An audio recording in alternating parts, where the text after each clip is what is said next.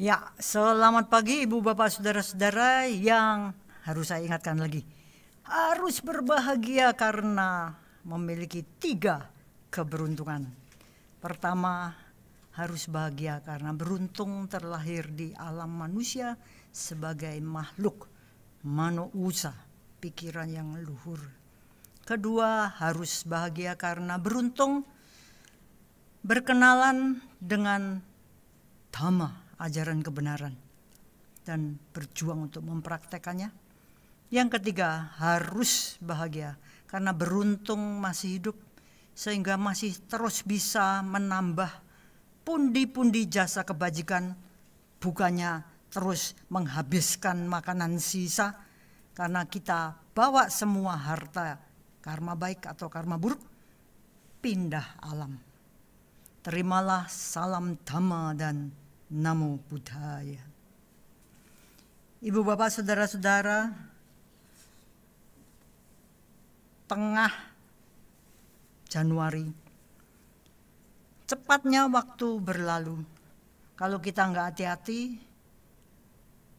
sekejap isinya pundi-pundi kita terbalik dari permata menjadi kotoran. Serem ya.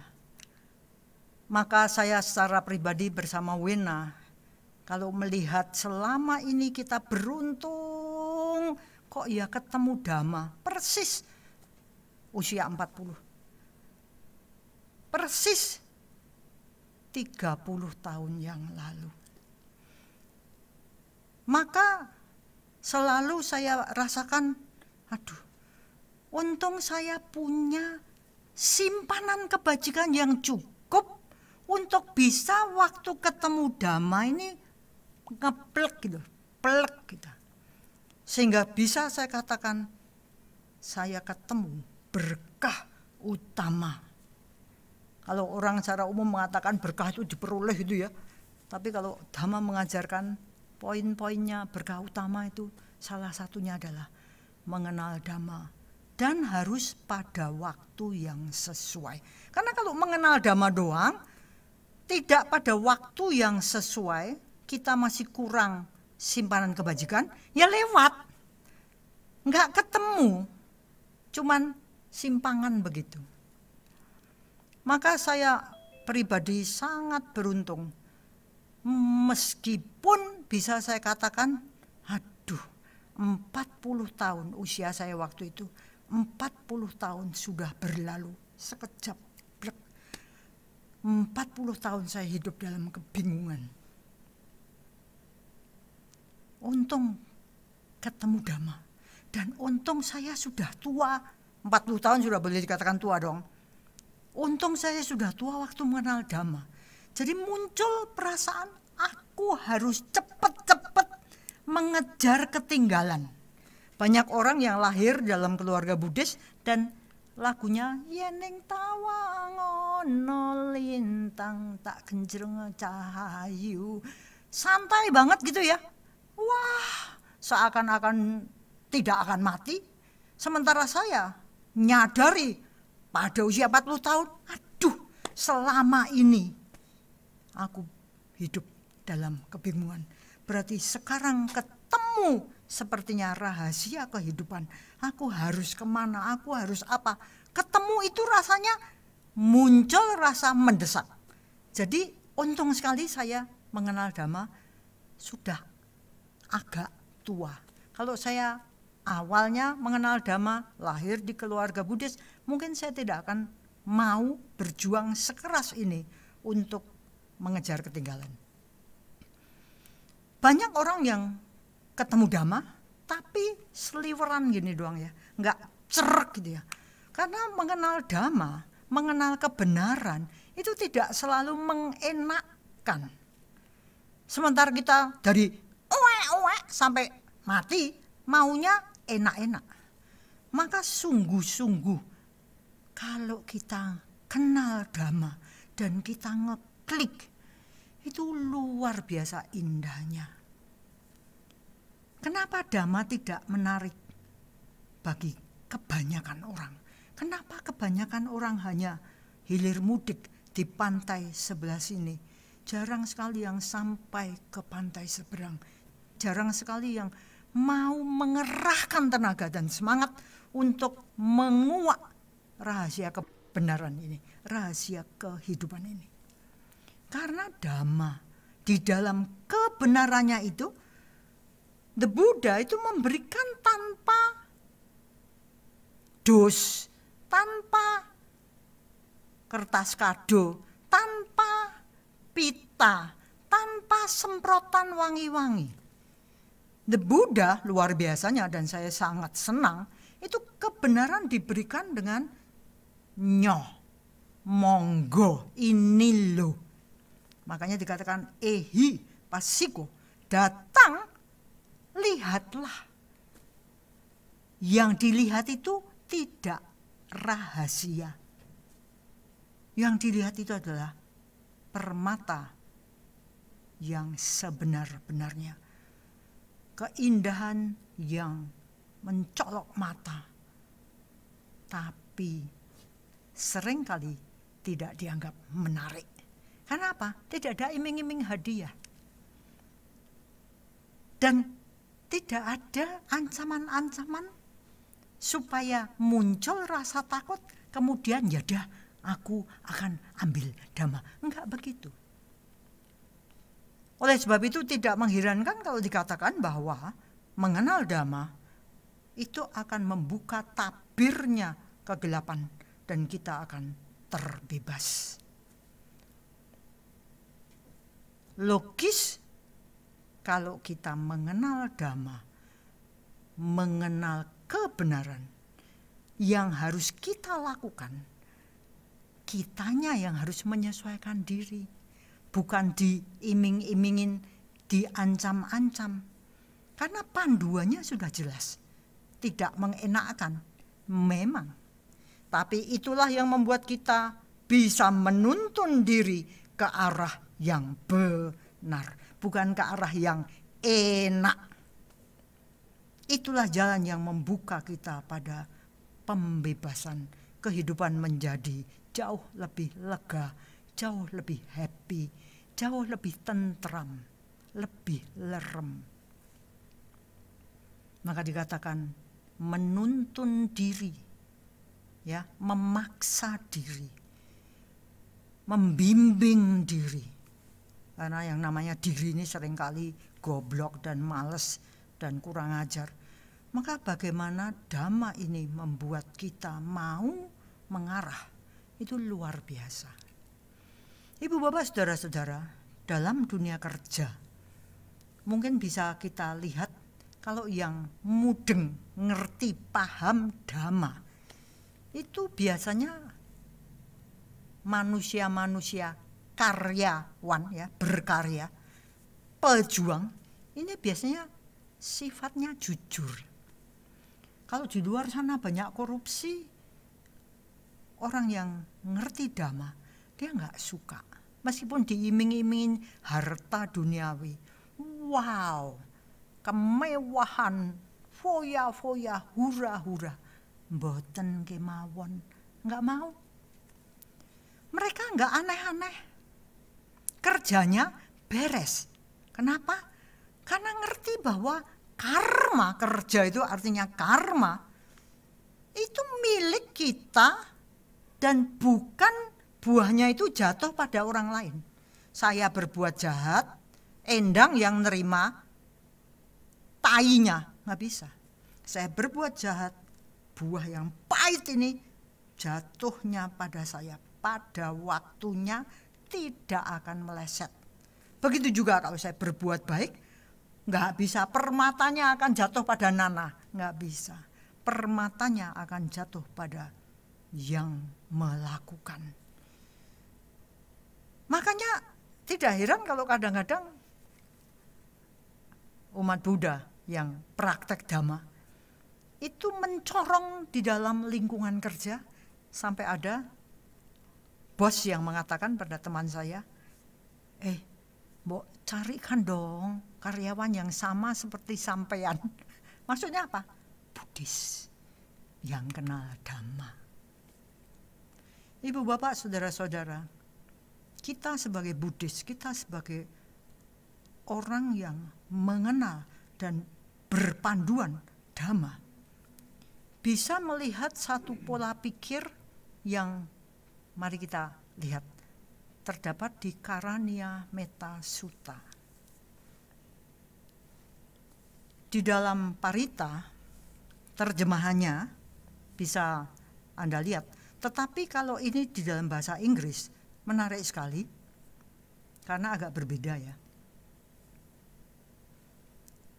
Inilah yang seharusnya dilakukan oleh orang yang skill, terampil in goodness, terampil berbuat baik, terampil berkarma baik. Artinya apa? Ya gampang gitu, karena enggak banyak piye ya, gimana. Enggak, dia udah terampil. Saya mau ini, berbuat kebaikan. Saya mau ini karma baik. Terampil dalam hal-hal yang berguna dalam kehidupan, terampil dalam berkarma baik, ria. Itu saya tuh, misalnya gitu ya. Kalau saya pengen melangkah lebih jauh, kalau saya tahu jalan kedamaian, ya inilah apa yang seharusnya dilakukan oleh orang yang terampil dalam berkarma baik ria dan tahu, mengenal jalan kedamaian. Saya pengen damai. Oke, masuklah kita di dalam beberapa poin ini. Nomor 1, mari kita lihat. Let them be able and upright. Biarlah mereka itu mampu, memiliki kemampuan dan upright, lurus ke atas, enggak merong ke sana, serong ke sini. Upright, lurus, jejak, dalan, berada di jalan yang benar. Menarik sekali ibu bapak saudara-saudara. Yang nomor 1 itu bukan jujurnya, diterjemahkan jujur ya, tapi upright saya lebih senang mengatakan lurus. Di dalam lurus itu ada jujurnya. Di dalam lurus itu ada nggak aneh-anehnya. Nggak coba sini, coba sana, munafik, nggak ada itu. Ya, mampu nomor 1. Saya agak gojleng waktu baca ini. Ternyata di dalam Karaniya Metta Sutta itu yang nomor 1 bukannya jujur dulu. The Buddha mengatakan mampu.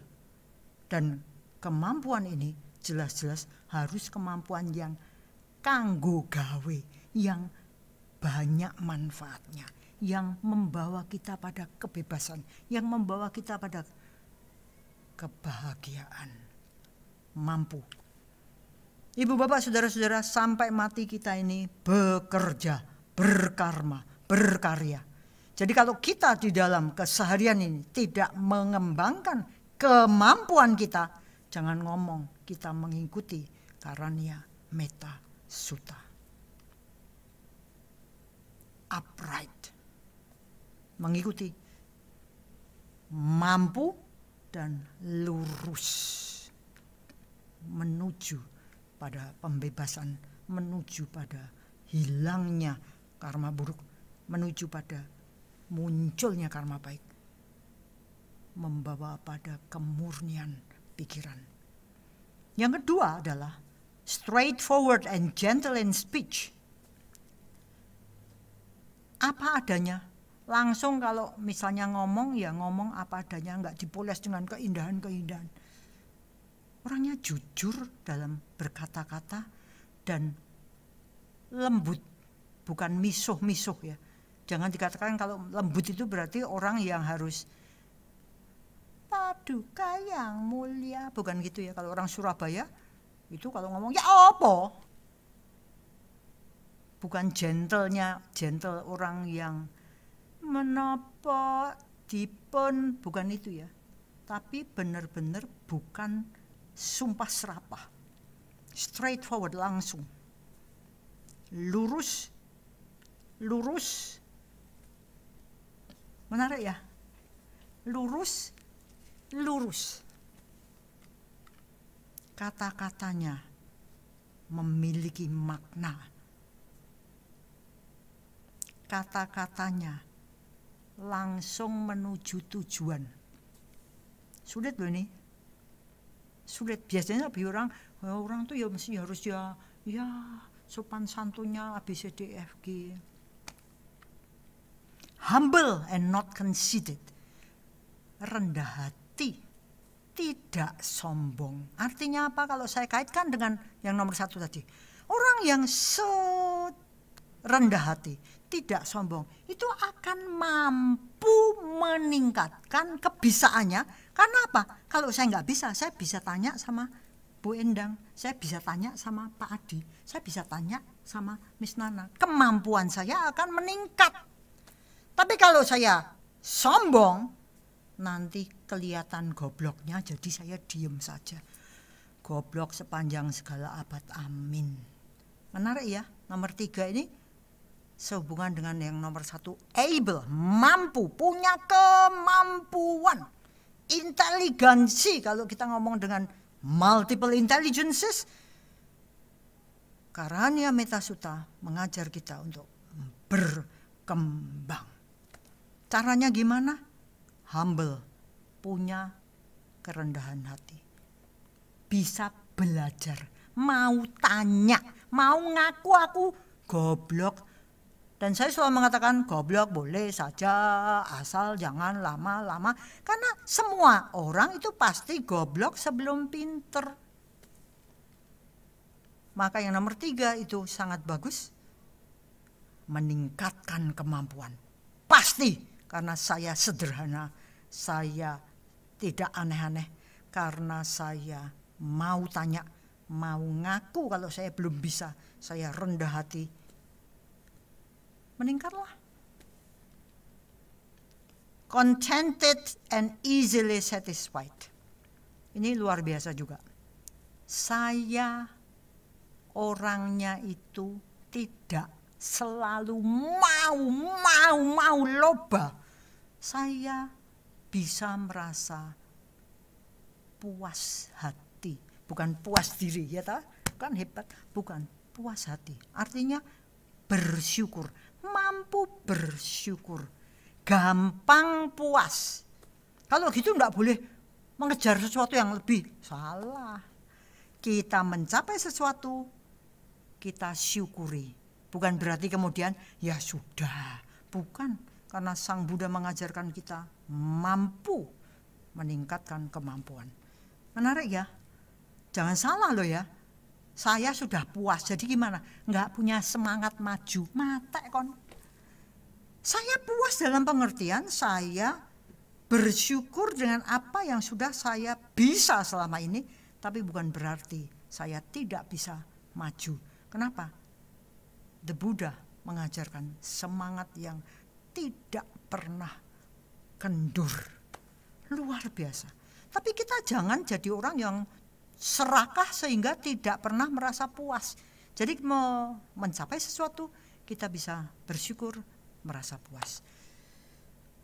Aduh, untung ya kita bisa makan. Untung ya kita punya pakaian. Untung ya kita punya papan. Untung ya kita punya dhamma. Untung, jadi beruntungnya itu banyak, gampang puas. Akibatnya apa? Tentrem, lerem. Nomor 5, menarik. Unburdened with duties and frugal in their ways. Kita tidak terbeban dengan tugas-tugas, terbeban. Saya bisa loh Ibu Bapak, punya satu tugas dan saya terbeban. Bisa enggak? Bisa banget. Tokoh yang saya kagumi itu Ubakin ya, itu guru meditasinya Goen Kaji. Dia mengepalai 4 departemen pemerintah, 4 kantor, dan tiap hari urusannya selesai. Karena pikirannya cerdas, terang, ini harus diapakan, dia tahu. Jadi tugasnya banyak tapi dia tidak terbeban. Kalau kita enggak, wah saya terbeban. Ya, tidak punya skill, tidak punya keterampilan untuk melakukan hal-hal yang baik. Apa-apa dibikin penderitaan. Bukannya kita meningkatkan kebisaan kita, bukannya kita meningkatkan kemampuan kita, tapi kita menjadi terbeban. Maka menarik sekali melihat bagaimana kalau kita memiliki kemampuan, kita tidak akan banyak terbeban. Karena apa? Karena punya keterampilan. Ini harus gini, itu harus gini. Maka kalau jadi pemimpin, yang dikatakan tugasnya pemimpin apa? Mengambil keputusan. Ya kita mengambil keputusan dengan enak. Kenapa? Karena pikiran terang ya, jernih. Melihat sesuatu, oh ini harus gini kan, dengan gini. Jadi tidak ada perasaan, aduh mati aku. Kita merasa ini kesempatan berbuat baik. Di sini aku bisa berkarya. Di sini aku bisa berpartisipasi. Hidupnya sangat bermanfaat. Dan kita di dalam hidup menjalani kehidupan ini dikatakan frugal. Artinya apa? Hemat, nggak boros, cermat, perhatian, waspada. Itu sebabnya jadi pinter. Cermat melihat ini nggak beres, itu bisa diginikan. Nggak lihat apa-apa, semuanya oke-oke saja. Lah nggak punya perhatian, nggak ada kecermatan, gimana mau maju? Dan sederhana, nggak aneh-aneh. Menarik ya. Makin kita menerampilkan diri di dalam hal yang nomor 5, semakin yang nomor 1 tadi meningkat. Aku sekarang bukan aku yang dulu. Sekarang aku jauh lebih berwawasan luas. Sekarang aku jauh lebih bisa mengambil keputusan. Semakin aku sekarang tahu apa yang kurang bagus, apa yang sudah bagus, bisa menganalisa. Aku tahu masalah, aku kenal duka, aku tahu penyebabnya, aku tahu bagaimana mengatasi. Luar biasa. Hemat, cermat, sederhana. Yang nomor 6, damai, tenang. Kembali ya, tenangnya bukan tenangnya orang malas ya. Karena kalau tenangnya orang malas, mau ketabrak, masih tetap tenang, tenang. Lihat bahaya, tenang, tenang. Nggak tahu kalau bahaya itu. Maka Sang Buddha mengatakan sati sampajanya.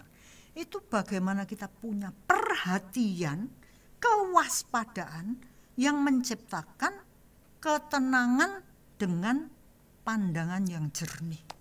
Wow, luar biasa. Makanya di situ tenang, damai, ada kebijaksanaan. Tahu mana yang benar, mana yang salah, mana yang harus diubah, mana yang harus dikembangkan. Dan skillful, terampil. Kembali lagi, nomor 1, mampu. Karena kemampuan itu diperoleh dengan latihan, memupuk, belajar, berani. Indah. Nomor 7, tidak angkuh. Itu harus gini, harus gitu. Demanding, menuntut ini, menuntut itu. Jadinya ketegangannya tinggi. Kita bisa mengajak orang, mbok gini. Tapi kita harus sadar loh, orang itu belum tentu mau loh. Betul ya? Kita ajak maju belum tentu mau loh. Kita ajak untuk ayo belajar dhamma, praktek dhamma, belum tentu mau. Jadi kita harus ngerti batas kita. Kalau aku bisa, orang lain belum tentu bisa, tapi belum tentu dia tidak bisa melebihi saya. Jadi bagaimana kita melakukan yang terbaik? Nomor 8 dan nomor 9. Menarik sekali. Bagi orang yang kepengen masuk ke dalam karania metta, itu harus tidak melakukan kesalahan walaupun kecil yang nanti akan bisa dicela oleh orang-orang bijak. Wow, berarti apa? Berarti kita harus kerja dengan hati-hati, dengan tadi loh, cermat tadi loh. Dengan penuh perhatian. Jangan ngomong, gini aja sudah cukup. Waduh, lah kualitasnya masih kayak gitu. Nggak usah para bijaksana. Yang setengah bijaksana aja udah, alah, Lani Anggawati kerjanya kayak gitu aja sudah, gayanya kayak wong sudah, wah sempurna. Sombongnya setengah mati. Nggak usah orang bijaksana. Setengah bijak baru bijak sini aja udah bisa negur. Lan, kamu ini udah beres. Maka mengenal karena Niyameta Sutta kembali kita bisa melihat ajaran Sang Buddha itu kayak gitu. Kayak gitu hebatnya. Berarti apa? Mengawasi diri sendiri, menuntun diri, membawa diri, memaksa diri. Harus dilakukan. Di dalam Parita dikatakan mampu, jujur, sungguh jujur. Berasal dari yang tadi. Yang nomor 1 kembali. Jujur untuk mau upright. Lurus ke atas dan lurus ke depan. Untuk itu, supaya kita mampu, kita harus berani berubah dan berani tanya untuk belajar. Berani belajar. Berani berubah keluar dari zona nyaman. Sekarang ini dengan online, zona nyamannya luar biasa. Online, game, segala macam gadget. Maka Sang Buddha memberikan contoh dari segenggam daun kering yang kanggo gawe, belajar yang ada gunanya untuk berjuang dalam kehidupan. Berarti apa? Kembali pada usaha benar. Say goodbye pada sikap malas, sikap stagnan, sikap tidak peduli, sikap tenang yang tidak waspada. Kita geregah, ubah untuk mencapai kebahagiaan yang kita cita-citakan. Next, kita belajar dari Bu Endang. Ya, selamat pagi Bapak Ibu, saudara sekalian. Tadi yang dikatakan Bu Lani itu rasanya menambah bekal untuk, karena ini tahun baru ya, jadi biasanya orang-orang melakukan kebiasaan ini, melakukan refleksi dan membuat resolusi. Walaupun seharusnya ini enggak benar-benar betul kalau hanya dilakukan di awal tahun.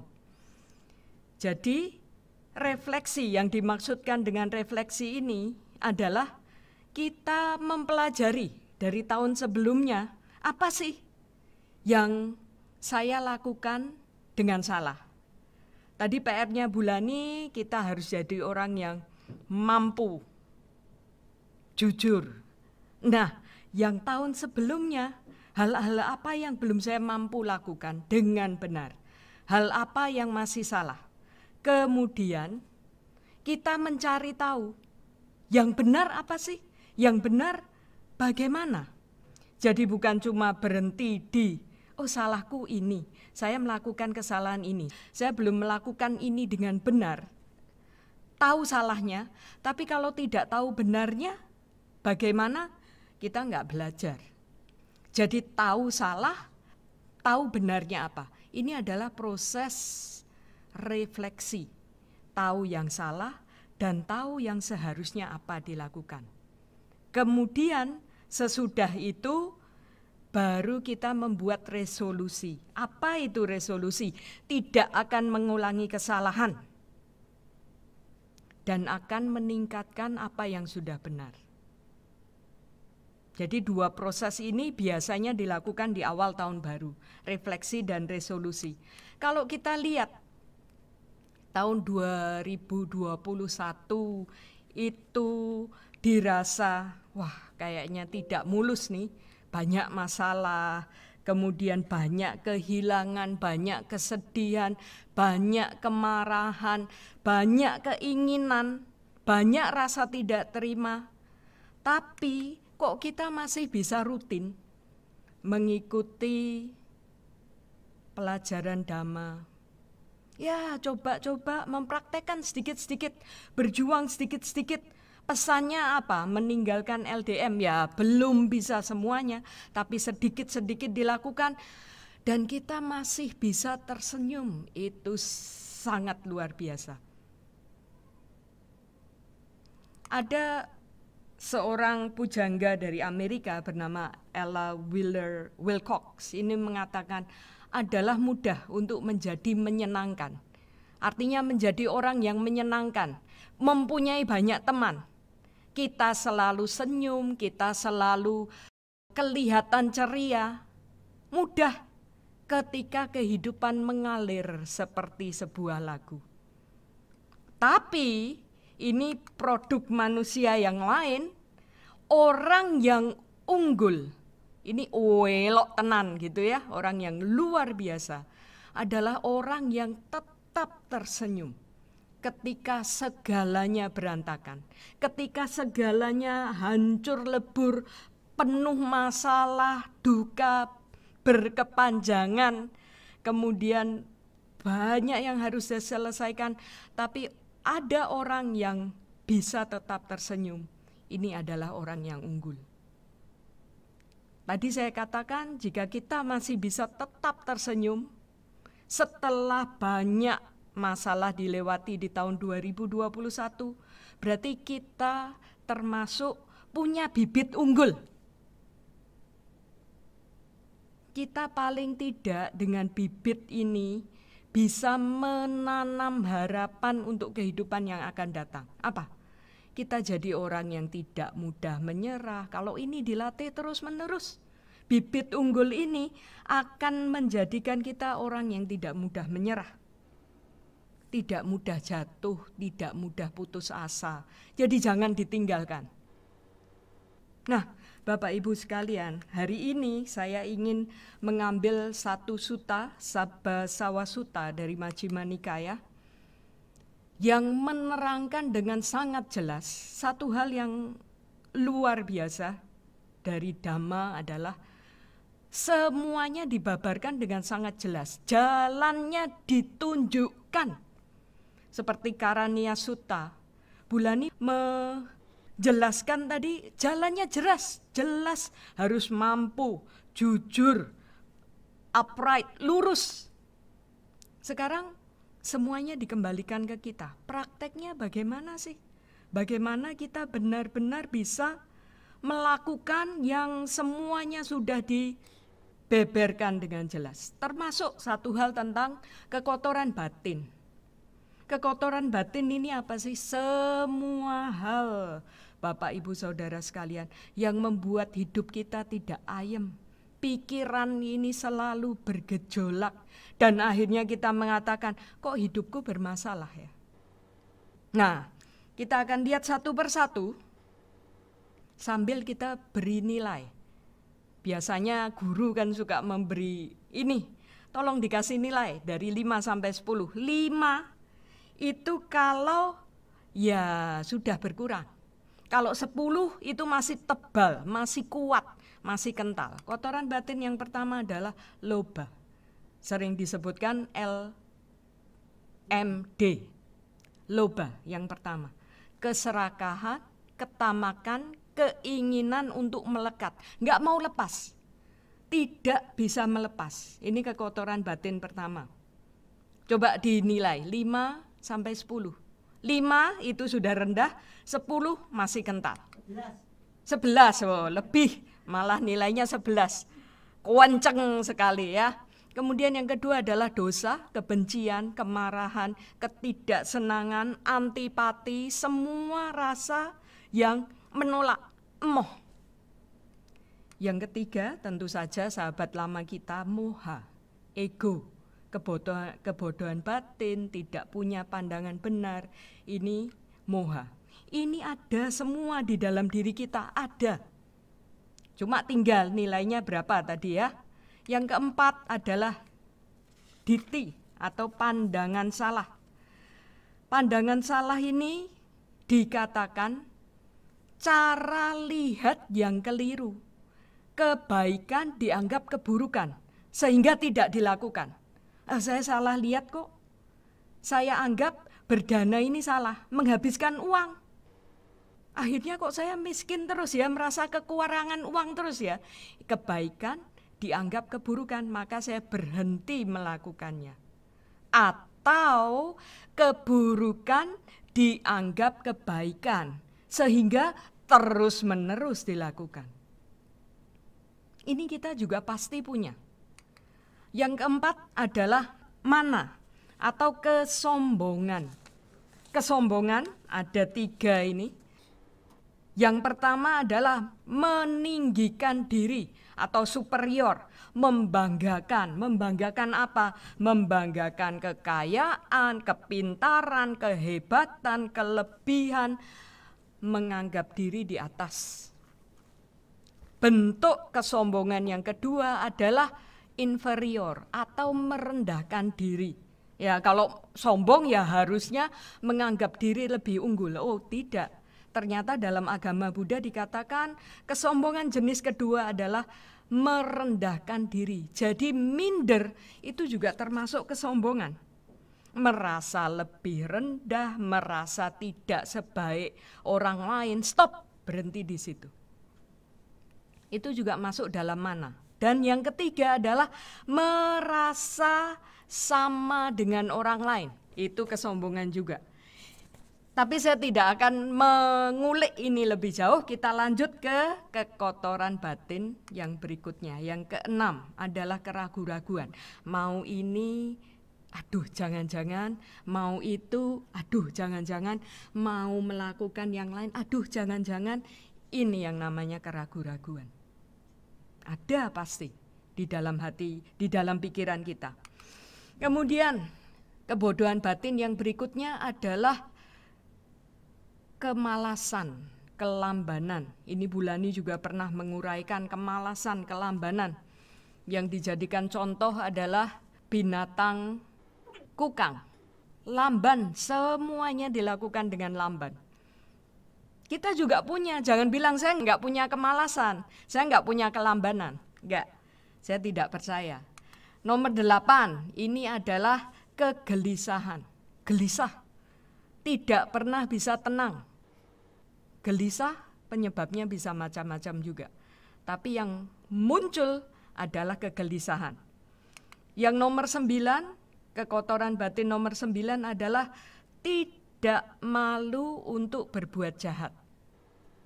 Lawannya adalah hiri, malu untuk berbuat jahat.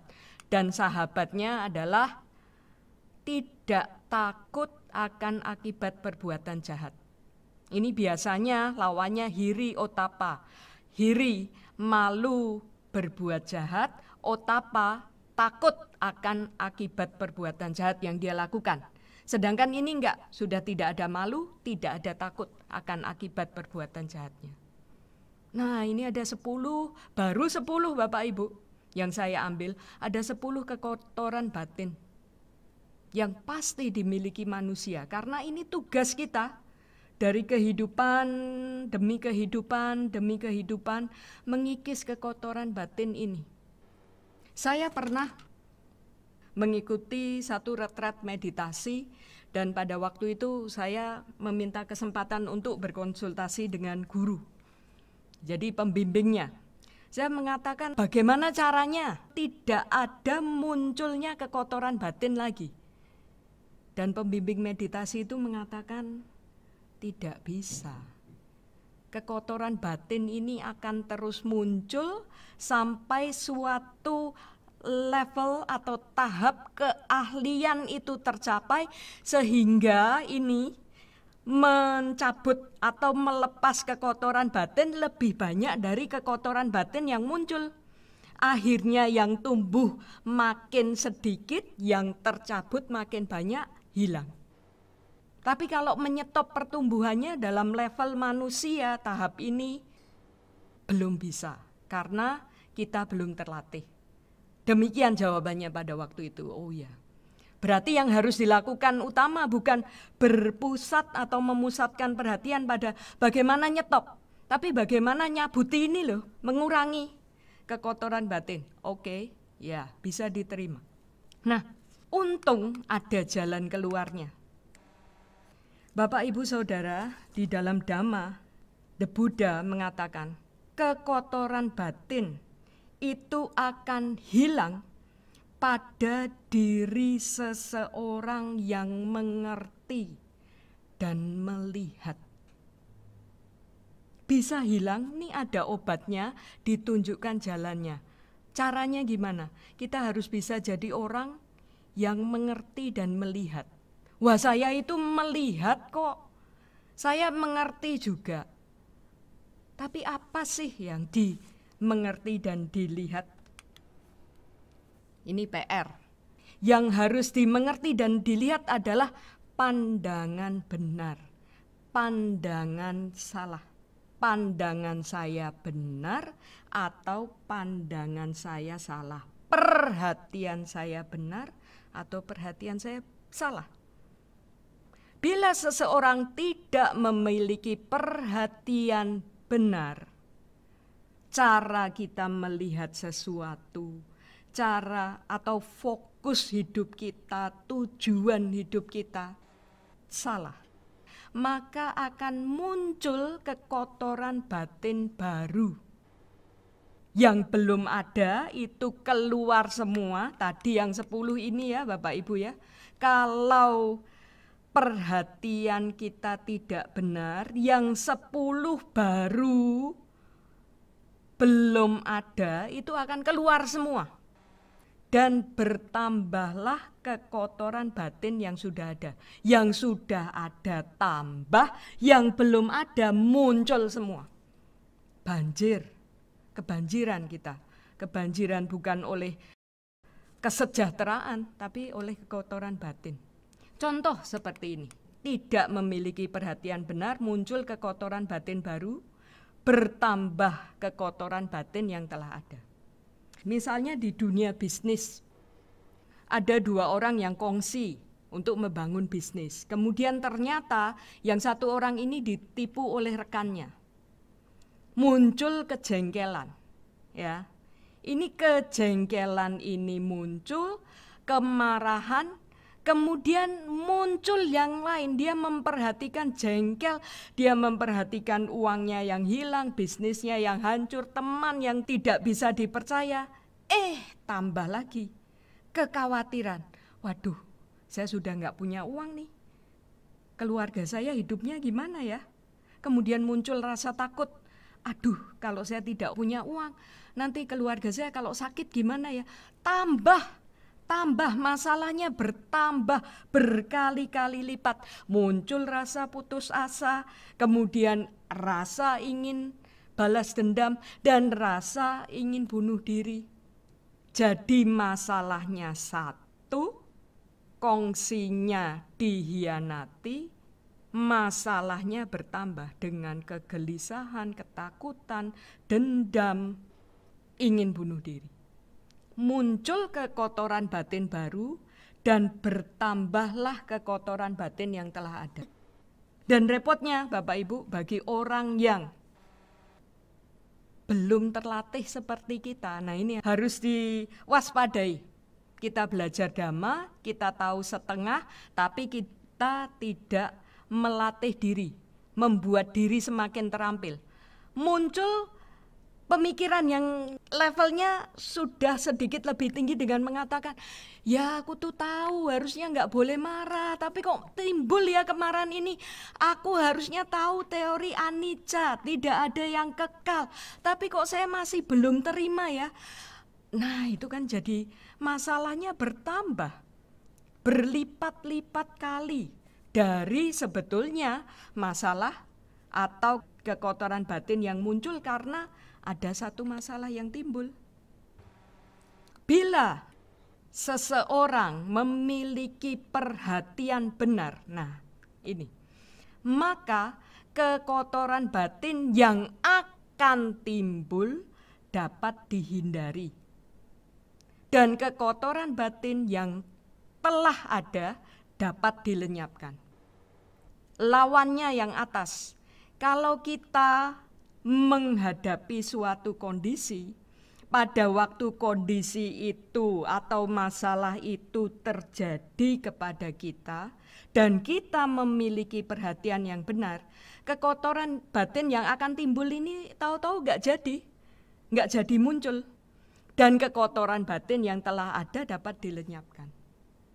Saya belajar ini dari hal kecil, dari seorang murid yang memiliki sindrom Asperger, yang banyak dirasa kalau anak bermasalah seperti ini akan lebih banyak menimbulkan masalah buat guru. Tapi murid saya ini sangat luar biasa bijaksana. Nah, ini mengajak saya mengalihkan ke perhatian yang benar. Contohnya gini, pada waktu itu kami les bahasa Inggris. Ini masa sebelum pandemi ya. Kemudian di depan tempat kursus kami itu ada penjual kue, crepes. Rame sekali pada waktu itu karena baru dia jualan di depan tempat kami. Nah, saya juga tanya pada awal jam, saya tanya mau nggak? Mau. Saya pesan. Sambil pesan, menunggu pesanan, kami belajar. Ini kok sudah setengah jam lebih, belum diantar-antar ya. Tapi setengah jam berlalu, akhirnya setelah mungkin sekitar setengah jam lebih, 40 menitan, itu datanglah krep pesanan kami, 2. 1 buat saya dan 1 buat murid saya. Pada waktu dibuka, ini belajar sambil makan gitu ya, pada waktu dibuka saya lihat kue krep saya, harusnya baru dong, karena kami sudah menunggu lama. Ternyata kue krep saya itu gosong. Kemudian melempem, jadi alot. Pada waktu dimakan, nih masalah nih, perhatian saya ke penampilannya yang gosong. Saya bilang, aduh ini kue kok gosong kayak gini nih, gimana? Kemudian digigit, wah alot lagi, enggak renyah loh. Padahal nunggu 40 menit nih. Udah gosong, alot, enggak enak, gimana sih ini udah tunggu lama-lama. Murid saya dengan santainya, dia juga buka krepnya dia. Saya juga lihat kondisi krepnya sama persis. Ya gosong juga, saya yakin sama alotnya, sama melempemnya, sama tidak renyahnya gitu ya. Dan dia dengan santai ngomong, santai sekali. Enggak usah ngomong gosong-gosong, dimakan aja, nanti tambah enggak enak. Ups, saya langsung terdiam. Ya, jadi betul sekali Bapak Ibu, dari anak-anak kita bisa belajar kebijaksanaan mereka. Itu kadang anak-anak itu memiliki perhatian yang lebih benar daripada orang dewasa. Lah perhatian saya kan ke yang tidak enaknya, yang gosong, yang alot, yang tidak renyah. Nah, dia dengan santai dia makan juga dan tidak ada suara krenyes-krenyes gitu ya. Jadi sama dah. Posisinya kami mendapat barang yang sama. Nggak usah ngomong gosong-gosong. Dia ngomong gitu aja saya sudah langsung, ups. Iya ya. Kalau ngomong gosong, itu ya tambah nggak enak pasti. Udah dimakan aja, nanti tambah nggak enak. Dia sangat grateful, dia sangat bersyukur. Jadi perhatiannya benar, ya udah ada ini kok. Dia nggak protes loh. Iya loh, Miss Endang ini kan enggak. Kalau dia protes, saya tambah jengkel kan. Tapi dia mengarahkan perhatian saya, no. Itu kekotoran batin yang akan timbul itu terhindar loh gara-gara dia. Kekotoran batin yang telah ada, lenyap enggak? Lenyap pasti. Cuma dari 1 kalimat, jangan ngomong gosong-gosong. Dengan sangat simple. Perhatian itu sebetulnya bisa dialihkan. Yang salah dibetulkan dengan 1 kata dan benar. Itu yang menarik. Ini sekarang kita masuk ke cara menghilangkan kekotoran batin. Sudah diberikan juga oleh Sang Buddha dalam Sabbasawa Sutta. Tapi sebelum masuk ke sana, ada 1 sutta yang menarik juga. Dikatakan oleh Sang Buddha, nah ini penyakitnya, penyakit saya juga. dari cerita yang saya bilang tadi. Ketika kaum tidak terlatih, ini saya ya, kaum tidak terlatih, mengalami rasa sakit, rasa tidak suka karena crepes yang gosong, ia menangis dengan memukul-mukul dadanya dan menjadi putus asa. Dia merasakan dua rasa sakit, jasmani dan mental. Sama seperti jika ada orang yang mereka menembak seseorang dengan sebatang anak panah, kemudian menembaknya lagi dengan anak panah kedua. Orang itu merasakan rasa yang ditimbulkan oleh dua batang anak panah. Ya, saya ulang. Kalau orang yang tidak terlatih mengalami rasa sakit, tidak enak, tidak suka, dia bersedih, berduka cita, meratap, dia tambah mukul-mukul dadanya dan merasa putus asa. Itu seperti orang yang tertembak anak panah pertama, rasa sakit fisik, kemudian ada anak panah kedua, rasa sakit mental. Kadang rasa sakit mental itu dibuat sendiri, ditambah sendiri. Dan itu bisa berlipat-lipat kali karena pikiran kita tidak stop di satu hal. Tapi ada jalan keluarnya kok. Sang Buddha mengatakan, bisa nggak kekotoran batin dihilangkan? Bisa. Kekotoran batin dapat dihilangkan dengan melihat. Melihat apa? Dengan melihat perhatian kita diberikan ke benar, hal yang benar atau hal yang salah. Dan sayangnya kita lebih suka memperhatikan hal-hal yang sebenarnya tidak perlu diperhatikan.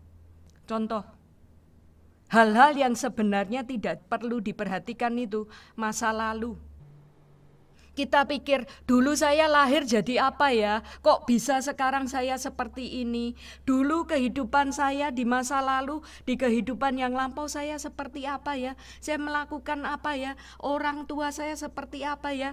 Orang-orang di sekitar saya pada waktu itu seperti apa ya? Sehingga sekarang kok saya berkumpul dengan orang-orang seperti ini? Saya punya masalah seperti ini. Kita lebih suka perhatiannya teralihkan ke masa lalu.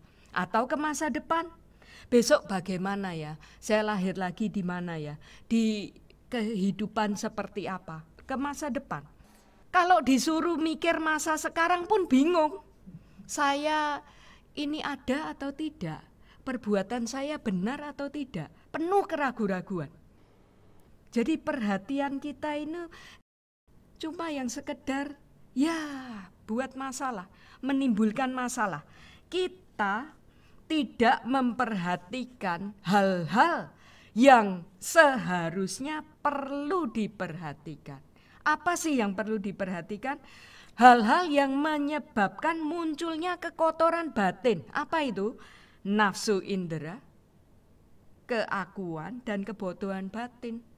Jadi yang perlu diperhatikan bukan ini penyebabnya dari mana, bagaimana kok bisa seperti ini, masa lalu saya seperti apa, tapi apa yang bisa saya lakukan. Perhatiannya harusnya diarahkan ke sana. Makanya dikatakan kekotoran batin dapat dihilangkan dengan melihat, meletakkan perhatian ke hal-hal yang memang perlu diperhatikan. Ini PR Bapak Ibu, banyak sekali seperti ya contohnya yang saya berikan. Perhatian kita lebih ke ketidaknyamanan, mengeluh, badan saya sakit semua. Ini tidak beres, itu tidak beres. Perhatiannya hanya ke masalah, bukan ke jalan keluar dari masalah. Dan ini menambah kekotoran batin, menambah kejengkelan, menambah kebencian, menambah keraguan-raguan, menambah niat untuk melakukan kejahatan karena kita tidak memperhatikan hal yang benar. Perhatian bukan ke arah yang benar. Jadi makanya dikatakan kekotoran batin dapat dihilangkan dengan melihat. Yang kedua, langkah yang kedua, kekotoran batin dapat dihilangkan dengan pengendalian. Kalau ini jelas. Karena tadi dikatakan sumbernya adalah nafsu indera. Jadi apa yang harus dikendalikan? Ya pintu-pintu indera kita. Ada 6 pintu indera. Mulai dari mata yang menangkap objek visual, hidung yang menangkap objek bau-bauan, ini dikendalikan. Pengendalian. Caranya bagaimana? Nah, caranya dengan memasang penjaga di masing-masing pintu. Kalau Bapak Ibu masuk ke tempat spesial gitu ya, istana atau tempat sekolah aja dah, pasti ada penjaganya. Nah, batin kita, tubuh kita, itu punya 5 pintu loh. 5 pintu indera. Kok kita berani-beraninya nggak menaruh penjaga? 6 pintu indera. Di mata, hidung, telinga, kemudian lidah, kulit, pikiran. Kan ya aneh, rumah aja ada penjaganya. Masa 6 pintu indera kita yang merupakan pintu masuk ke dalam pikiran kita tidak diberi penjaga. Penjaganya apa? Penjaganya kewaspadaan. Berarti balik lagi ke pikiran. Waspada. Supaya kita bisa mengatakan, oh ini sudah terlalu berlebihan. Dan ini semakin hari semakin sulit. Karena kita kebanjiran dengan semuanya yang menyenangkan. Yang tujuannya memuaskan nafsu indera kita. Jadi caranya adalah diberi penjaga. Penjaganya kewaspadaan. Kewaspadaan asalnya dari mana? Dari pikiran yang terlatih. Balik lagi, tugasnya pikiran. Melatih pikiran. Contoh, banyak orang kena penyakit kencing manis, diabetes. Karena pada waktu mengonsumsi makanan tidak ada kewaspadaan. Kalau kewaspadaan itu ada, makan manis, minum manis, kemudian ada kewaspadaan, itu kita bisa mengingatkan diri sendiri, no enggak. Saya sudah terlalu banyak minum manis atau makan manis, jadi sisa hari saya tidak akan mengkonsumsi yang manis-manis. Banyak sekali ditawarkan mata, kita bisa lihat yang indah-indah. Jadi kepengen apa? Kepengen beli, kepengen punya. Kemudian hidung bisa menangkap bau-bauan yang wangi, yang mengenakkan. Lidah, makanan-makanan, rasa-rasa yang enak. Ini membuat kita lepas kendali. Menambah kekotoran batin. Padahal ada caranya, pengendalian. Mudah diucapkan, tugas Sang Buddha sudah selesai. Yaitu memaparkan, ini loh jalannya, ini loh caranya. Sekarang tinggal tugas kita mengerjakan, melakukan, mempraktekkan. Nah, berikutnya dikatakan oleh Sang Buddha adalah kekotoran batin dapat dihilangkan dengan penggunaan. Maksudnya semua hal yang kita lakukan, kita pikir ini berguna atau ini suatu yang saya lihat kegunaannya atau hanya saya inginkan. Sang Buddha memberi contoh, seorang biku berpikir dengan bijaksana, menggunakan jubah sebagai pelindung dari dingin, panas, dan untuk melindungi diri dari lalat, angin, panas yang membakar, serta serangga tanah. Juga hanya bertujuan untuk menutupi bagian tubuh yang vital. Makanya jubah para biku, para bikuni itu enggak pernah diberi bunga-bunga, diberi hiasan, diberi wangi-wangian, tidak. Karena dilihat gunanya apa, ya sudah berhenti di situ. Menutupi diri, melindungi diri dari angin, serangga, panas, dingin, menutup bagian tubuh yang vital, hanya itu guna. Kalau kita memikirkan semua hanya dari gunanya, kita bisa hidup dengan sederhana loh. Pakaian, ya dilihat gunanya aja dong. Yang menutup bagian tubuh vital, pokoknya kalau pakai nggak kepanasan, nggak kedinginan, sudah. Makan, dari kegunaan, makanan misalnya. Dengan makanan ini aku akan menghentikan kegelisahan lama. Kegelisahan apa? Kegelisahan yang muncul karena rasa lapar. Ini wajar. Ya kan? Kalau lapar itu muncul kegelisahan, rasa sakit mungkin. Dengan makanan ini aku akan menghentikan kegelisahan lama tanpa menimbulkan kegelisahan baru. Kegelisahan baru apa? Kegelisahan baru karena kekenyangan. Sering nggak terjadi? Bukan, kalau bukan di diri kita, di diri orang lain, di diri kita juga pasti pernah. Pada waktu lapar, kita makan banyak-banyak sampai akhirnya lapar hilang, rasa sakit karena lapar hilang, muncul rasa sakit yang lain karena kekenyangan.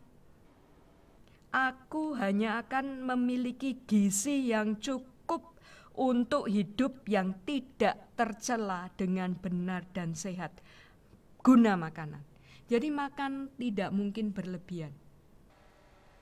Jadi yang diberi contoh oleh Sang Buddha adalah seorang biku tadi mengenakan jubah. Seorang biku berpikir dengan bijaksana. Dia menggunakan tempat peristirahatan untuk melindungi diri dari dingin, gangguan lalat, angin, panas terik, dan serangga tanah.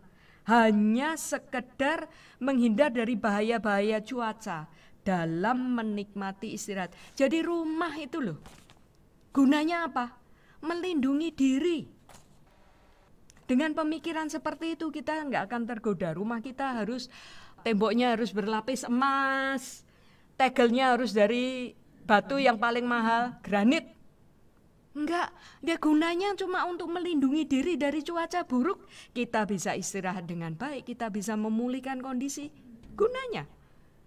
Tapi kan sekarang ditampilkan ya, kalau nonton ini sinetron itu, waduh, rumahnya bergelantungan dengan hiasan-hiasan. Boleh tanya dengan Bu Wena, kalau lihat hiasan-hiasan yang rumit-rumit itu, kepikiran yang pertama, ini yang bersihkan gimana ya? Nggak ada gunanya. Kemudian yang keempat dikatakan kekotoran batin dapat dihilangkan dengan penahanan, menahan diri, sabar. Sang Buddha mengatakan seorang biku berpikir dengan bijaksana, menahan dingin, panas, haus, lapar, dan gangguan dari lalat, angin, panas, dan serangga tanah.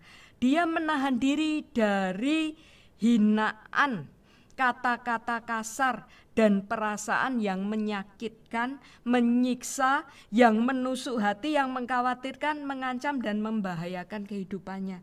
Sabar. Bisa nggak? Mudah tidak dilakukan sekarang? Oh, tidak. Banyak dari kita tidak sabar. Tidak sabar merasakan rasa tidak nyaman. Contoh, saya duduk seperti ini, saya tidak nyaman, saya akan banyak bergerak. Kakinya goyang-goyang. Karena saya tidak sabar atau tidak memiliki kemampuan untuk menahan diri. Akan sangat terlihat pada waktu bermeditasi. Baru duduk, plek. Wah, ini kelihatannya meditasi, saya akan nyaman. Dan sudah berpikir, ini trik ya kalau mau meditasi, bagaimana liciknya pikiran yang selalu mencari enak. Waktu meditasi semua diatur, bantalnya diatur, posisi 45 derajat di belakang. Kemudian kaki semua diganjeli. Kemudian lekukan kakinya, dilipatnya harus posisi seperti ini. Dengan pikiran, bukan ngaku, nggak mungkin ngaku. Dia kalau ditanya kok kamu harus pakai ganjel-ganjel supaya nyaman, bukan. Tapi supaya saya bisa tahan meditasi lama. Ya, jadi semua sudah diatur sedemikian dan sudah dicoba dulu. Ini kayaknya posisi yang paling nyaman. Nah, muncul pikiran, saya bisa meditasi 1 jam penuh tanpa gerak. Biasanya ada latihan aditana gitu ya, tekad. Tidak akan bergerak, pindah posisi selama 1 jam. Apapun yang terjadi. Udah dipas-paskan dulu. Lihat betapa kita tidak suka ketidaknyamanan. Nggak mau tidak nyaman. Nggak mau sakit. Nggak mau nggak enak. Kemudian sudah mulai. Wah enak, 5 menit pertama, 10 menit pertama, mulai waduh ini kok ada rasa sakit. Kalau tidak dalam aditana, gerak, langsung. Ya, langsung ganti posisi, ganti lagi posisi. Tidak ada kekuatan untuk menahan. Padahal ini penting, rasa tidak enak itu pasti akan muncul apakah pada saat kita meditasi atau tidak meditasi dalam kehidupan nyata. Rasa sakit pasti ketemu, rasa tidak enak, rasa tidak nyaman pasti muncul. Kita duduk meditasi ini untuk membangkitkan ketahanan. Begitu rasa sakit muncul, ketidaknyamanan muncul, kalau tidak bergerak nih lebih terlatih ya, lebih terampil, dia bilang oh enggak, kan enggak boleh gerak, nih baru aditana. Tapi badan tidak gerak, pikirannya yang gerak. Mulai muncul kejengkelan, mulai yang katanya mengamati apa? Ngomong ini sakitnya sampai nggak bisa diamati, udah sampai di ubun-ubun nih, ini ngamati apa sih? Muncul keserakahan. Kapan ini belnya bunyi ya? Kapan 1 jam berakhir? Nggak bisa menahan. Makanya dikatakan kekotoran batin dapat dihilangkan dengan penahanan. Kalau dalam kehidupan anak muda kerja di satu tempat, nggak nyaman, temennya nggak enak, kondisi nggak enak, bosnya nggak enak, gajinya apalagi, pindah ke tempat lain. Di sini juga pasti akan timbul masalah yang sama, pindah lagi, kemudian pindah lagi, sampai kapan? Tidak akan berhenti Bapak Ibu, saudara sekalian, kecuali kita punya kekuatan penahanan, menahan apapun yang muncul. Karena pasti akan berlalu kok. Ini yang keempat. Kemudian yang kelima dikatakan adalah kekotoran batin dapat dihilangkan dengan penghindaran. Menghindari, sudah tahu itu akan membuat masalah pada saya, bukannya menghindar malah mendekat. Jangan bilang, oh masa ada orang seperti itu, ada, banyak. Jangan-jangan kita juga termasuk di dalamnya.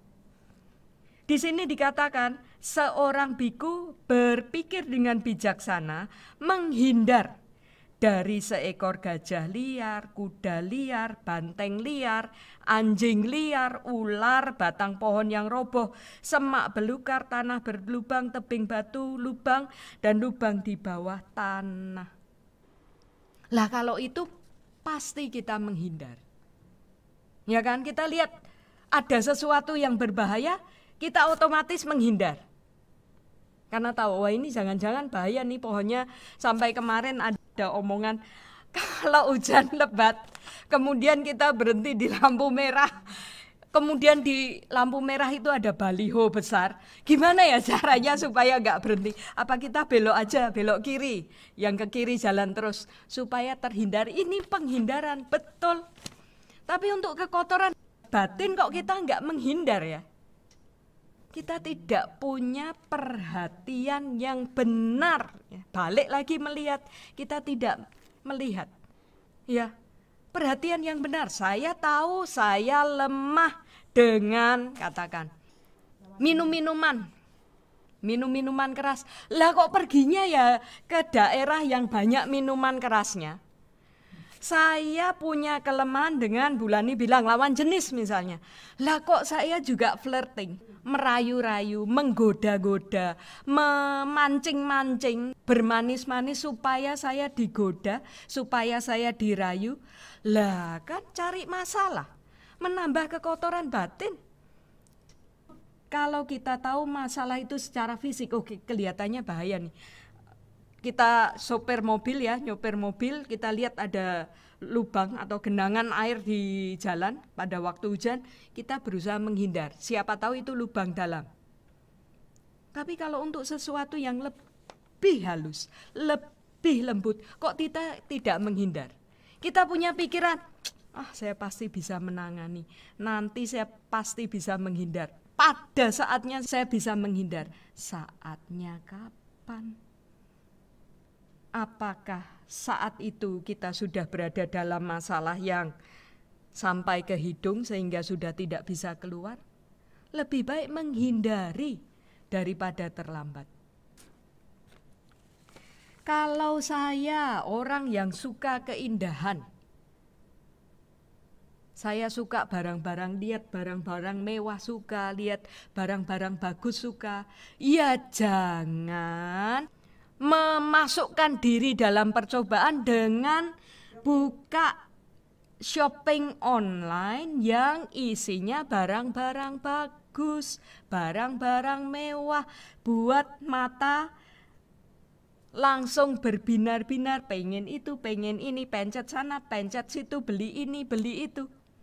Nanti kan bisa pakai kredit, bayarnya nggak usah tunai, pakai kredit. Dihindari. Hindarilah apa yang sekiranya akan membahayakan diri kita. Bukannya malah tak coba, saya mau mencoba kekuatan diri saya. Itu kan kadang-kadang pemikiran juga yang muncul. Ini sesat pikir Bapak Ibu. Cara berpikir yang salah. Saya pasti menghindar. Pada saatnya ini sudah mau nabrak, pasti saya bisa belok. Nggak jadi nabrak. Iya benar. Kalau pada waktu itu kekuatan kita ada dan kebetulan buah karma baik kita cukup menopang sehingga kita terhindar dari malapetaka gara-gara kita sengaja memasukkan diri dalam masalah, kita bersyukur. Tapi kalau tidak, kita hanya bisa menyesali, kok aku harus melakukan ini ya di awal, bukannya menghindar ya. Yang keenam adalah kekotoran batin dapat dihilangkan dengan penghapusan. Dihapus sama sekali, clean cut, hapus. Ini dikatakan para biku dengan bijaksana merefleksi, tidak membiarkan, menghilangkan, menghentikan, menghapus pikiran yang penuh dengan nafsu indera, niat jahat, kekejaman, kejahatan, dan kondisi pikiran yang tidak baik. Dihapus total, tidak ada kompromi. Jadi modelnya ini tidak bajik, ini bajik, lakukan. Tidak bajik, tidak bajik, hapus. Dan yang terakhir, kekotoran batin dapat dihilangkan dengan pengembangan. Pengembangan apa? Seorang biku berpikir dengan bijaksana, mengembangkan perhatian akan faktor penerangan sempurna, yang merupakan penahanan diri tanpa nafsu, dan menghentikan hal-hal yang menyebabkannya dan berubah tidak melakukannya. Jadi intinya kekotoran batin dapat dihilangkan dengan pengembangan kebijaksanaan. Hilang. Jadi ada 7 langkah untuk menghilangkan ini tadi, kekotoran batin yang kita punya. Kalau saya ya banyak 10, ada yang 11. Ini caranya yang selama ini membuat hidup kita tidak tentram. Kita selalu menderita dalam kehidupan karena ini loh. Caranya sudah diberikan. Mengembangkan kebijaksanaan itu langkah terakhir. Yang pertama adalah melihat, mengendalikan diri, memikir kegunaan, kemudian menahan diri terhadap apa yang tidak nyaman. Kita mantap di jalan yang benar, kemudian menghindar dari yang tidak benar, menghapus semua niat-niat buruk, pikiran buruk, dan mengembangkan kebijaksanaan. Demikian Bapak Ibu, menghilangkan kekotoran batin ini harus kita latih, karena sekali lagi yang kita hilangkan ini kekotoran batin lapisan paling atas. Kalau sudah terkelupas yang paling atas, jangan khawatir, masih ada kerjaan. Jangan bilang, lah kayaknya sudah terkelupas tuh yang atas-atas kekotoran batin saya, terus saya ngapain ya, nganggur. Enggak. Jangan khawatir, kekotoran batin itu banyak Bapak Ibu, lapisannya itu banyak di bawah. Yang atas sudah terkelupas, yang bawah naik satu lapis. Nanti sudah terkelupas, yang bawah naik lagi. Gitu terus pekerjaan kita, berkehidupan. Jadi jangan bilang, wah nanti kalau kekotoran batin saya hilang terus saya mau ngapain ya? Gak akan hilang. Enggak akan hilang dalam 1, 2, 3, 10 kehidupan pun tidak akan hilang. Nah, saya tutup sharing Dhamma pagi ini dengan sebuah cerita tentang Nasreddin yang memiliki 2 anak. Ini Nasreddin ceritanya punya 2 anak. Yang satu petani, yang satu ini pembuat tembikar. Pada suatu hari ini Nasreddin mengunjungi anaknya yang petani. Kemudian dia tanya, nak, gimana kabarmu? Oh baik, ini semuanya sudah siap tanam. Pak, doain ya, beberapa bulan ke depan itu semoga hujan. Supaya ibu nggak nangis, karena saya bisa kasih uang. Ini sudah siap tanam semua. Yang dibutuhkan cuma 1, hujan. Jadi tolong bantu didoain. Oh ya. Kemudian Nasreddin pindah, dia mengunjungi anaknya yang pengrajin tembikar. Dia tanya juga, gimana nak hidupmu? Baik Pak, saya sudah buat tembikar nih, cuma tinggal dikeringkan. Doain ya Pak, beberapa bulan ke depan ini tidak hujan, supaya ibu tidak nangis, karena saya bisa memberi uang. Nasreddin yang dengar itu langsung diam, oke. Dia berjalan pulang, oke, baik-baik ya nak.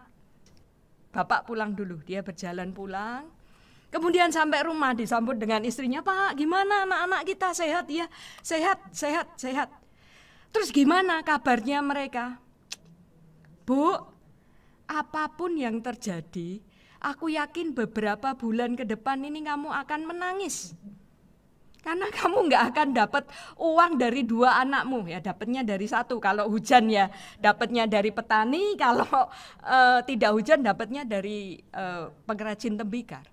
Jadi Bapak Ibu, hujan panas datang dan pergi. Musim itu silih berganti. Jika semua berjalan sesuai dengan keinginan, kita merasa aman dan nyaman. Jika ada yang tidak sesuai dengan keinginan kita, kita jadi menderita. Mau sampai kapan? Mau sampai di mana? Nah ini, orang yang terlatih pikiran dan batinnya, dia akan tetap tersenyum saat semuanya porak-poranda. Pilihan saya kembalikan ke kita semua. Mau pilih orang yang gampang mengikuti perubahan iklim? Hujan yo nangis, panas senang? Atau orang yang unggul tadi dikatakan oleh Ella, apapun yang terjadi, porak-porandanya kehidupan, cuaca, suasana, masalah, saya hadapi dengan senyum. Pilihannya saya kembalikan ke masing-masing Bapak, Ibu, dan saudara sekalian. Nah, semoga dengan niat kita benar-benar berusaha belajar dhamma, kemudian mempraktekkan dhamma sebisa-bisa kita dalam setiap langkah kehidupan. Niat saja, semoga dengan niat kita mempraktekkan dhamma akan membawa kebahagiaan bagi semua makhluk. Sabe sata bawantu sukitata. Iya, tepuk tangan untuk Endang Widyawati, SPD, MPD. Ibu bapak saudara-saudara, itu tadi satu PR yang sangat bermanfaat. Mari kita praktekkan karena kita masih hidup, ya. Dan kalau kita belum mati, ini kita masih bisa berkarya, masih bisa bekerja, masih bisa berkarma, karena kero dari bahasa Sanskerta itu berarti berbuat atau melakukan. Kalau maunya cuman enak, gini aja juga sudah baik. Tadi sudah dijelaskan oleh Bu Endang, nggak cocok jadi siswa The Buddha. Maka di akhir sesi ini, mari kita mengenal kembali siapa toh guru agung kita, seperti apa toh tekadnya. Biarlah hanya kulit, otot, dan tulangku yang tersisa. Biarlah darah dan daging di tubuhku mengering. Namun aku tidak akan mengendurkan energi atau semangat sampai aku berhasil mencapai apapun yang bisa dimenangkan oleh kekuatan manusia, energi atau semangat manusia, usaha manusia. Kembali kita beruntung terlahir sebagai manusia, super beruntung mengenal dhamma, dan amat sangat beruntung luar biasa kita masih hidup. Mari kita menjadi lebih baik di tahun 2022 ini. Semoga semua makhluk bahagia dan semoga yang terbaik datang pada kita semua. Sadu, sadu, sadu.